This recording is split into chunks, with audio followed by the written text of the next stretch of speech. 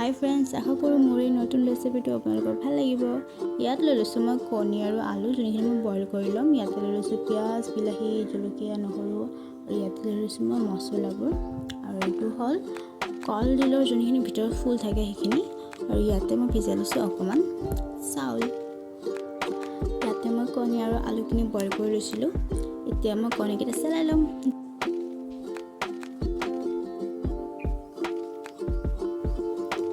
এতিয়া মই কণীকেইটাত অকণমান চেনি দি দিম চাকু এখনেৰে।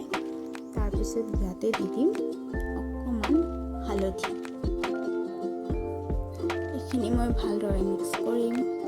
তাৰপিছত কেৰাহী এটাত মই এইখিনি ভালদৰে ভাজি ল'ম।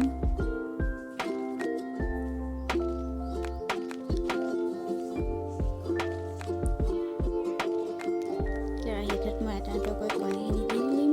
অকণমান ৰঙা হোৱালৈকে মই এইখিনি ভাজিম। ভাজা হোৱাৰ পিছত মই এইখিনি নমাই ল'ম। সেইখিনি তেলতে মই আৰু অকণমান তেল দি দিম। তেল দি ইয়াতে দি দিম মই শুকান জলকীয়া, তেজপাত আৰু অকণমান জিৰা।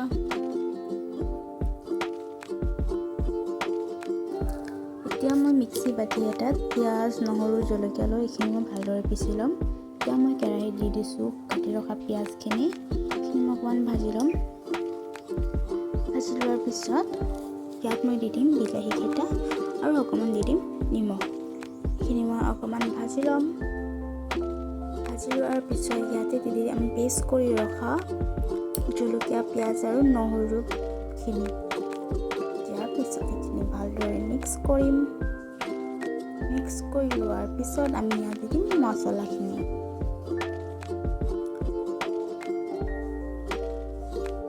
ইয়াত দি দিম মছলাখিনি। ইয়াতে আছে হালধি, জলকীয়া গুড়া, জিৰা গুড়া আৰু ধনিয়া গুড়া। এইখিনি মই ভালদৰে মিক্স কৰি ল'ম। যাতে মছলাখিনি জ্বলি নাযায় সেইবাবে অকণমান পানী দি লৈছোঁ। পানী দি এইখিনি মই ভালদৰে ভাজিম যাতে নহৰুৰ গোন্ধ আৰু পিঁয়াজৰ গোন্ধখিনি নাথাকে। তাৰপিছত আমি ইয়াতে দি দিম বইল কৰি ৰখা আলুখিনি। এইখিনিও মই ভালদৰে মছলাখিনিৰ লগত মিক্স কৰি ল'ম। অকণমান সময় ভাজিম। তাৰপিছত ইয়াতে দি দিম গৰম পানী। গৰম পানী দিলে হেনো তৰকাৰীৰ টেষ্টটো বেছি বাঢ়ি যায় বোলে, সেইবাবে ময়ো গৰম পানী ব্যৱহাৰ কৰোঁ। আৰু এনেও তৰকাৰীত গৰম পানীয়ে দিব লাগে। এইখিনি মই এতিয়া ভালদৰে উতলাম। তাৰপিছত দি দিম কণীকেইটা। এইখিনি মই ভালদৰে উতলাম। জোলখিনি অলপমান শুকাবলৈ দিম। তাৰপিছত হৈ যাব আমাৰ তৰকাৰী ৰেডি। ইয়াতে মই মিক্সি বাতি এটাত ভিজাই ৰখা চাউলখিনি লৈ লৈছোঁ। ইয়াতে মই আৰু অকণমান পানী দি দিম। মই ভালদৰে পিচি ল'ম মিহি কৰি। পিচি লোৱাৰ পিছত এটা বাতিত মই এইখিনি উলিয়াই ল'ম। ইয়াতে দি দিম আমি কলডিলৰ যোনখিনি ফুল আছিলে সেইখিনি মই ভালদৰে কাটি ৰাখিছিলোঁ। সেইখিনি মই ইয়াতে দি দিম। লগত দিম এটা পিঁয়াজ, দুটা জলকীয়া কাটি লৈছোঁ, এইখিনিও ভালদৰে। তাৰপিছত ইয়াতে দি দিম নিমখ, হালধি, জলকীয়া গুড়া আৰু অকণমান জিৰা পাউডাৰ। এইখিনি মই ভালদৰে একদম মিক্স কৰি ল'ম। এইখিনিৰে বনাম আমি পকৰি।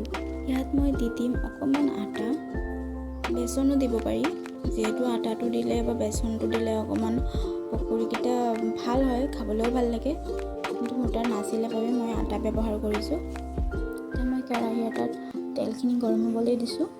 এতিয়া মই পকৰিৰ জোখত এইখিনি অকণমান ৰাউণ্ড কৰি দি দিম। আপোনালোকে চামুচো ব্যৱহাৰ কৰিব পাৰে। হাতেৰে বেছি ভাল হয়, সেইবাবে হাতেৰে দিছোঁ।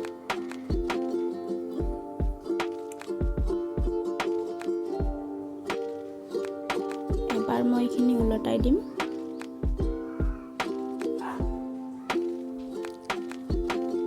ৰঙা হোৱালৈকে ভাজিম। প্ৰায় হৈ গৈছে আমাৰ, ৰঙা হৈ গৈছে। পকৰিখিনি সিজিও গৈছে ভালদৰে। এইখিনি নমাই ল'ম।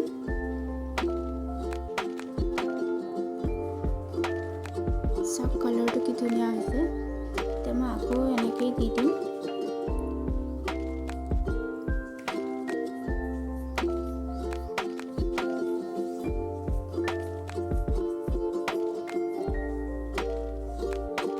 এইখিনি আমাৰ এবাৰ ওলটাই ল'ম। লোৱাৰ পিছত হৈ গৈছে আমাৰ পকৰি ৰেডি। পকৰি আমাৰ ৰেডি হৈ গৈছে। এতিয়া মই প্লেট এখনত ওলাই ল'ম। আপোনালোকে এনেদৰে বনাই খাব পাৰে, চাব পাৰে খাই কেনেকুৱা লাগে। আমাৰ সকলোখিনি ৰেডি। এতিয়া আমি কাঁহী এখনত সকলোখিনি উলিয়াই ল'ম।